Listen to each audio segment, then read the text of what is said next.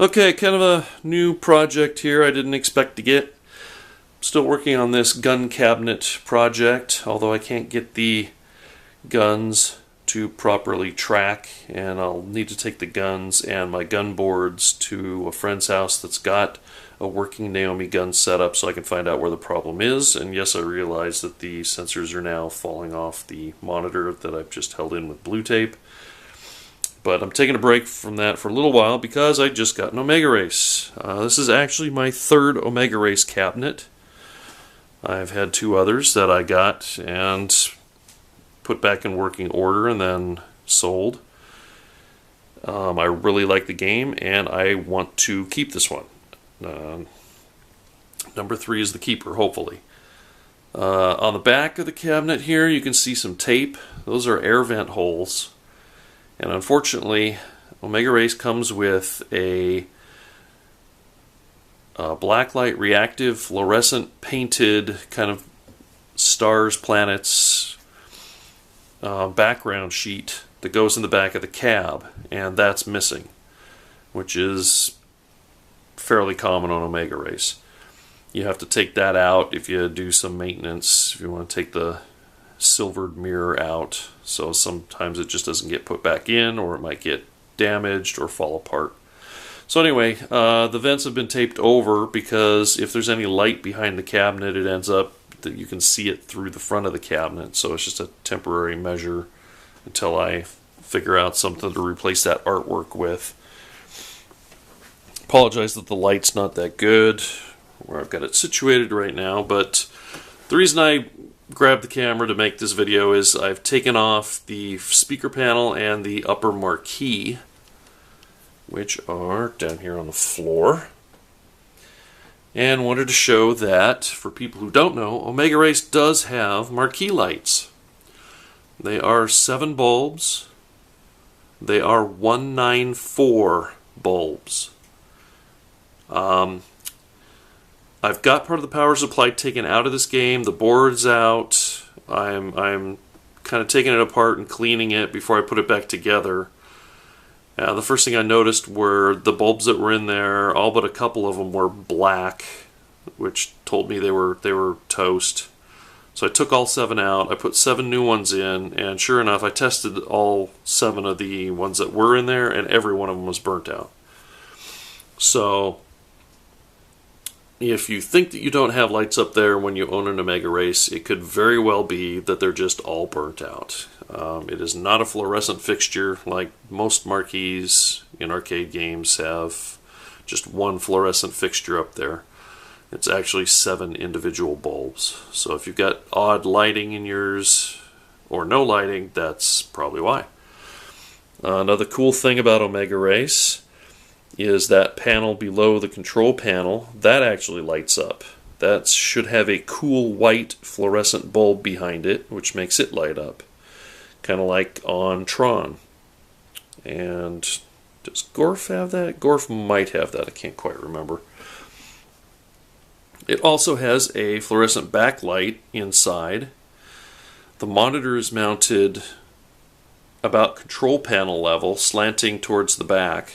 And then there's a half silvered mirror in the game, so when you play it, the mirrored image that's displayed on the monitor is flipped when it hits the half silvered mirror, and it makes the game look like it's playing kind of in 3D in space. It's just kind of floating, the image is floating there with the blacklight reactive artwork behind it that I'm missing.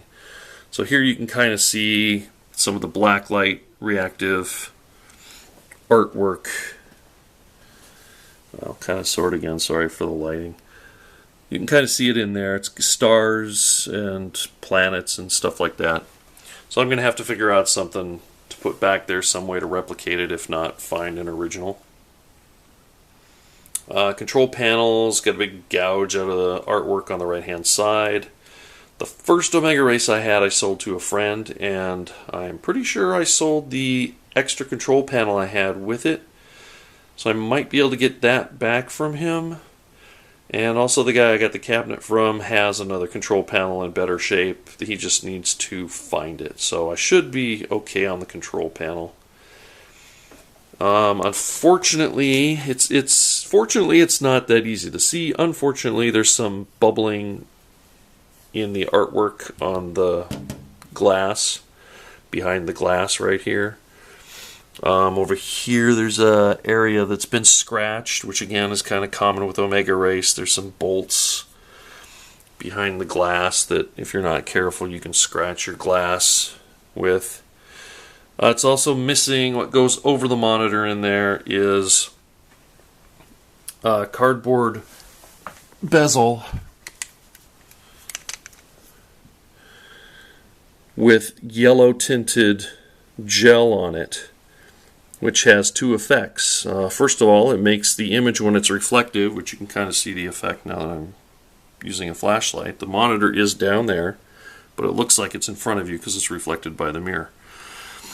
So the tinted gel that goes over the monitor has two effects. First, it makes the vectors of the black and white monitor look a little bit yellow instead of white, which, since the kind of color of this cabinet down here, there's a lot of yellow in it, and the artwork has yellow in it.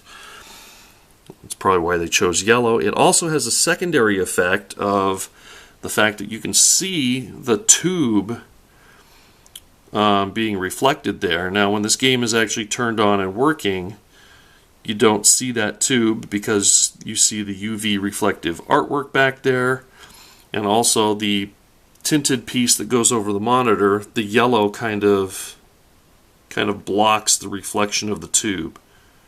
So if you don't have a bright white flashlight shining on it and you just have the black light, which is behind this speaker panel facing backwards, it just looks like the game image is floating in space behind the UV backdrop, which again I don't have, which sucks, but I'll come up with something.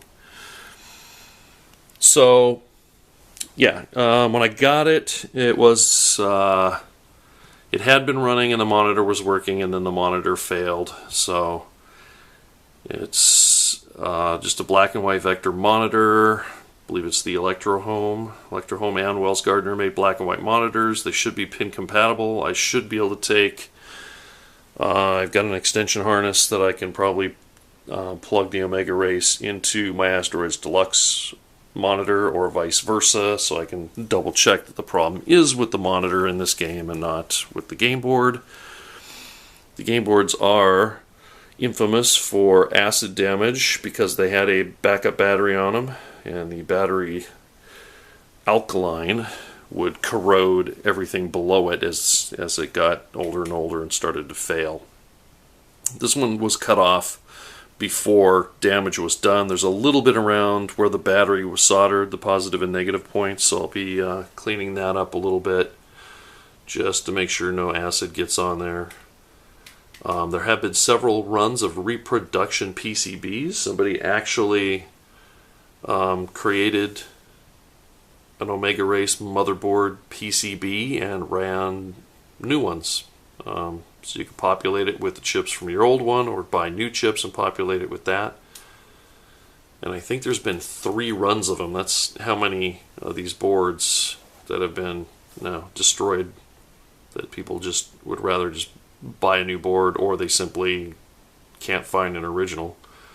I don't think the reproduction board is all that much more expensive than finding an original that works by now. I think it's somewhere around the $300 range, although it's been years since I've actually looked, but I think it's about $300 range to buy a working Omega Race board, and I think it's only slightly more than that to get the reproduction board and then all the parts to populate it, and that's if you don't use the parts that are already on your existing board. So a little rundown of my unexpected project. Traded for a PCB and got an entire cabinet, so I thought it was a pretty good deal. I don't really play the PCB. I could put it in my Blast City PCB I had, but I didn't play it that much, so I thought it was a pretty fair deal. So here we go, yet another project like I need one. I will probably make more videos as I go along. so look for more.